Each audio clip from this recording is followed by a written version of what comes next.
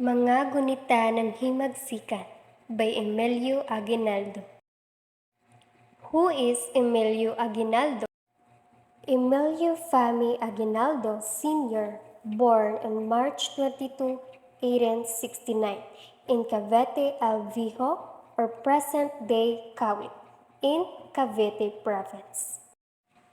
His parents were Carlos Hamir Aguinaldo and Trinidad Fami Aguinaldo, a Tagalog Chinese mysterious couple who had 8 children, and the seventh of whom was Emilio Sr.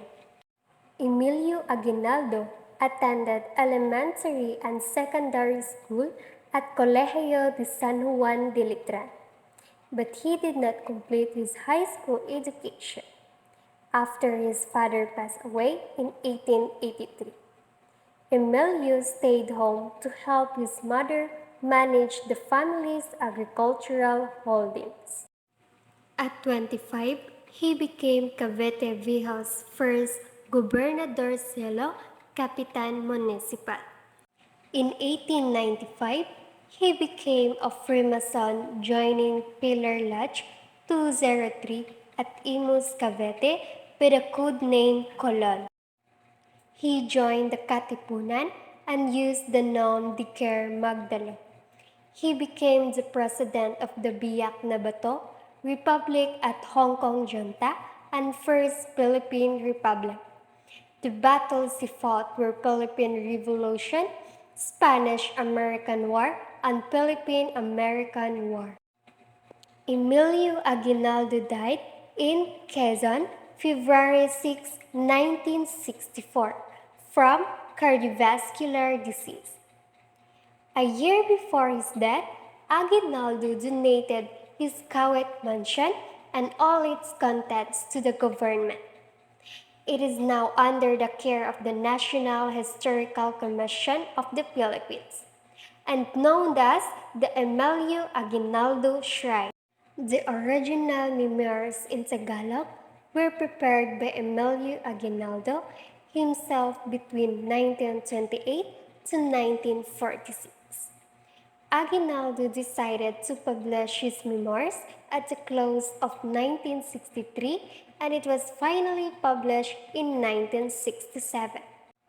He produced in longhand the first volume of his memoirs, Mga Gunita ng Himagsikan, 1964, translated from the original Tagalog as Memoirs of the Revolution in 1967. Translated by Luz Colandrino, Buko, the Secretary of the Graduate School of Education and faculty member of the University of the East, published in 1967. In his preface, Aguinaldo says the memoirs were based the diary he kept, documents he preserved, and family lore gathered from his elders. We didn't know whether this diary is extant or whether a promise. Second volume of the memoirs were fully written out. All we have is an account from his birth and early years, ending with the 1897 Treaty of Biak na Bato. The second volume would cover the assumption of the Philippines, revolution against Spain, the Philippine-American War. Aguinaldo wanted to correct history by making reference to the historians' confused accounts on the beginning of the revolution. The memoirs contain a background regarding the two Sangguniang Bayan, the Magdalo and the Magdiwang, whom took a big role in claiming the victory of independence for the lalawigan of Cavite against Spain. It was mentioned in a primary source that the two Sangguniang Bayan have of differences in regards to their type, but surely they had one similar aim, which is to claim the victory of independence for our motherland.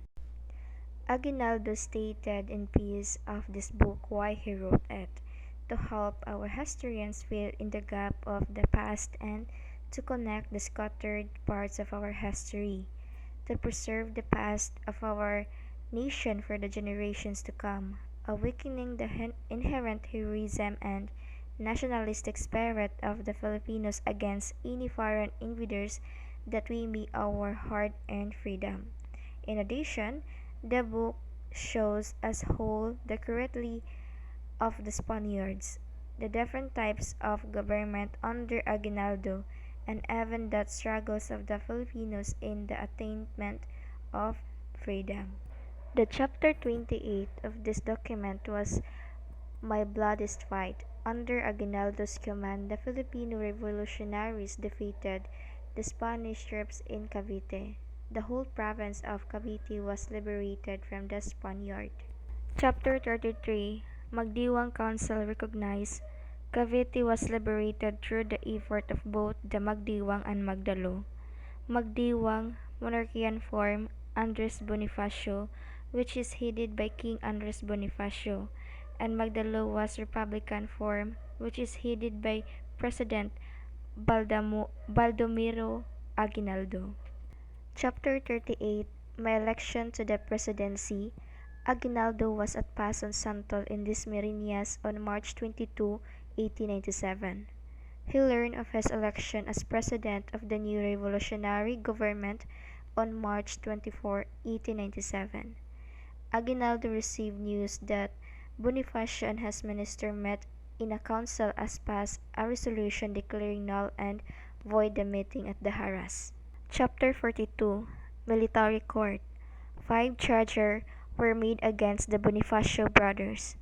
A military court was created with Colonel Jose Pana as presiding judge. Chapter 44 Death of the Bonifacio Brothers. The Bonifacio brothers were found guilty and sentenced to death. Aguinaldo commuted the sentence to banishment. Generals Pio del Pilar and Mariano Noriel persuaded Aguinaldo to impose the original sentence. This document discourses about the journey of Emilio Aguinaldo from joining the Katipunan after the Filipino-American War broke out. August of 1896, when Aguinaldo went to Cavite El Vejo, he told them that his plan to invade the Spaniards failed, and it was his first time to formulate strategies. He told his two concejals, Candido Tria Terona and Santiago Dano, of what happened. He told them about the declaration of war, and both said that they need to fight. When the aggression started, Aguinaldo's group promptly decreased. Aguinaldo immediately changed his plan and successfully did it. After the aggression, they were happily greeted by the frogs with native decorations. Subsequently, Supremo Andres Bonifacio was given a tribute by the Haring Bayan, which was already planned long ago.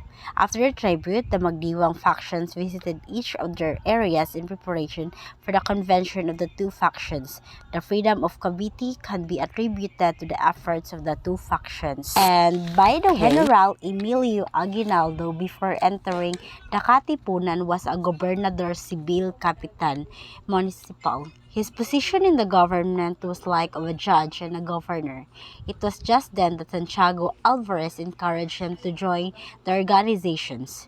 1896 was the year when the Spaniards found out about the Katipunan, which led to the declaration of war of the Spanish government and series of revolt of the Filipinos. However, during this year, the Revolutionary Society was not yet well equipped with firearms and equipment. Their lack of preparation led to the death of some men in Guillermo Simoy, but the general found a way to get inside, which led to the capture of Estrait House. It was well known in our society books that Emilio Aguinaldo and Andres Bonifacio had their own differences in terms of beliefs, mindset, and especially politics. Andres Bonifacio, also known as a Supremo and Haring Bayan, was the leader of the Revolutionary Society.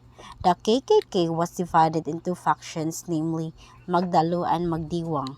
These two factions have different principles and officials. Nonetheless, they were under the root of the KKK.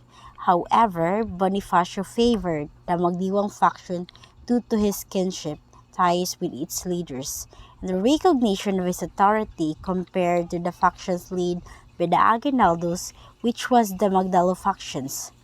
Their conflict between two factions had its own consequences, and one which was the death of Dr. Jose Rizal. The President of the United States. That, however, doesn't explain why it isn't enforced in New York. We are now at the home of General Aguinaldo. Some of these are the members of his family. The general is going to talk to you in Spanish. The substance of what he is going to say is this, that he is glad of the friendly relations that exist between the Filipinos and the Americans, and it is his hope that they continue. He also calls me a few names. General Aguinaldo has become a household word the world over. A great general, a great statesman, and a great man. He has been the means, in a measure, to allow the United States to establish peace and maintain prosperity on these islands. Os participo de que he dado la bienvenida a nuestro gran actor, caramba ilegal de América. Por la misma razón, espero que esta visita que nos ha dignado dicho gran actor Mr. Paibán estrechará más la armonía entre americanos y filipinos. These are some of the people that Aguinaldo has to deal Emilio Aguinaldo, Mga Gunita ng Himagsikan, Memoir of the Revolution, provide invaluable insights into the Philippine Revolution against Spanish colonial rule. Aguinaldo, a key figure of this struggle, offers a first-hand account of the events, strategies, and ideologies that shaped the movement for independence. This analysis delves into the main argument presented by Aguinaldo in his memoir, shedding the light on the complexity, significance of the revolution. The first argument was the quest for independence. Aguinaldo underscored the primary objectives of the revolutionaries to liberate the Philippines from Spanish colonial domination. He chronicles the fervent desire of the Filipino people to assert the sovereignty and reclaim their autonomy from foreign rule. Aguinaldo's narrative highlights the deep-seated longing for freedom that fueled the revolution and inspired countless individuals to join the. Second was leadership and strategic vision. Aguinaldo elucidates his role as a leader within the revolutionary movement, detailing the strategic vision and tactical maneuvers employed to advance the cause of independence. His account offers insight into the organizational structure of the revolution, the mobilization of forces, and the formulation of military and political strategies. Aguinaldo emerges as the central figure who marshaled resources and forged alliances and orchestrated campaigns in pursuit of liberation. The third was navigating challenges and adversities. Aguinaldo candidly acknowledges the formidable challenges and adversities faced by the revolutionaries throughout their struggle, from internal divisions and rivalries to external pressures and military confrontations. Aguinaldo recounts the myriad obstacles that tested the resilience of the movement.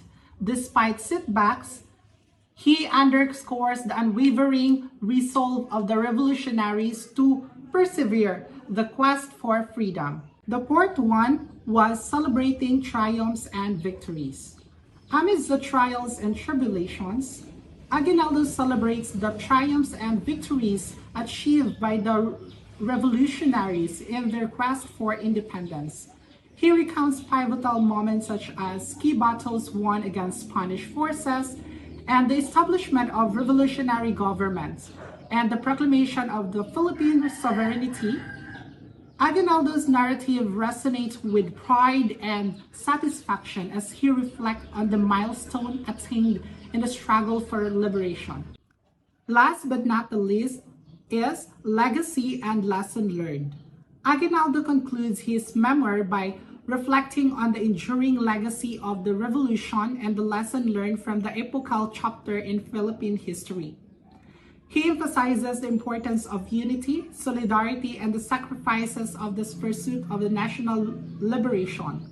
Aguinaldo's reflection serve as a poignant reminder of the sacrifices made by the past generation and the ongoing imperative to safeguard and uphold the hard-won freedom of the Filipino people. And overall, Emilio Aguinaldo's mga gunita ng Himagsikan stand as a seminal work that illuminates the complexity and significance of the Philippine Revolution.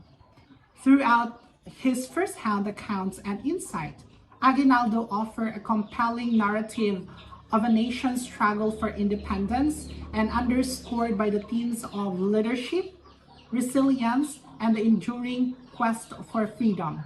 His memoir continued to resonate as a testament to the indomitable spirit of the Filipino people in the pursuit of sovereignty and self-determination.